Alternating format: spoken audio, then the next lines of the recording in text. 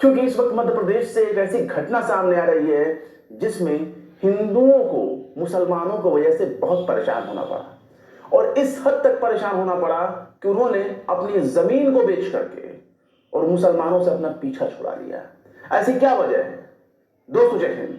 RSS, BJP और उससे जुड़े तमाम जो हिंदूवादी संगठन हैं, ये अक्सर मुसलमानों का हवाला देकर के, मुसलमानों का नाम लेकर के हिंदुओं को डराया करते हैं, उनसे वोट लिया करते हैं, उनसे अपने मतलब साझा करते हैं। लेकिन ये मामला इस हद तक आगे बढ़ गया है कि अब हिंदुओं को मुसलमानों का खौफ दिखाकर उनकी जमीनें हड़प ली जा रही है।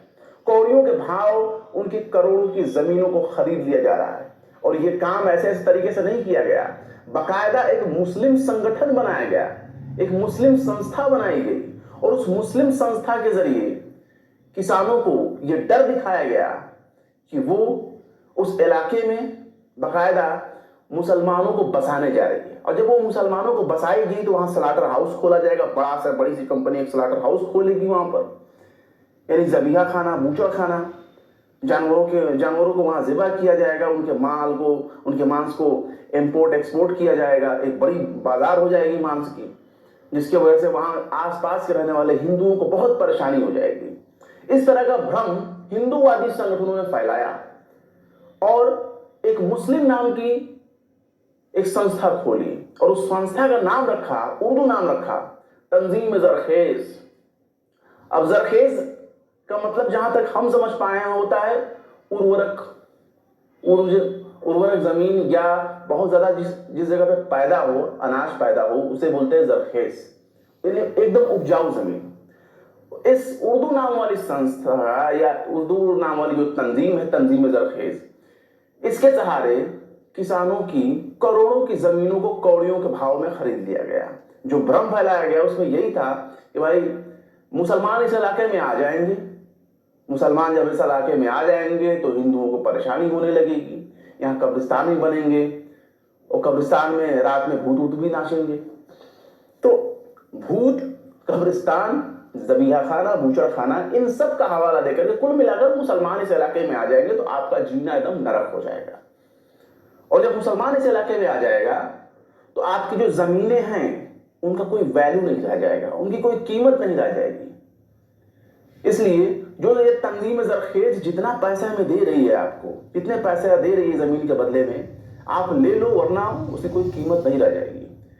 हिंदू किसानों ने, जो हिंदू लोग हैं, उनको हिंदूवादी संगठनों ने इतना बरगला दिया मुसलमानों के खिलाफ, मुसलमानों का नाम लेकर के उनको इतना भड़का दिया कि बेचारे हिंदुओं को, हिंदू किसानों को हिंदूवादी संगठनों के झांसे में आना पड़ा। और तंजीम जरखेज नाम की उस मुस्लिम संस्था नाम वाली जो तंजीम बनाई गई, तंजीम जरखेज, उसके हवाले अपनी करोड़ों की मिल्कियत को सौंप दिया गया कौड़ियों के भाव में।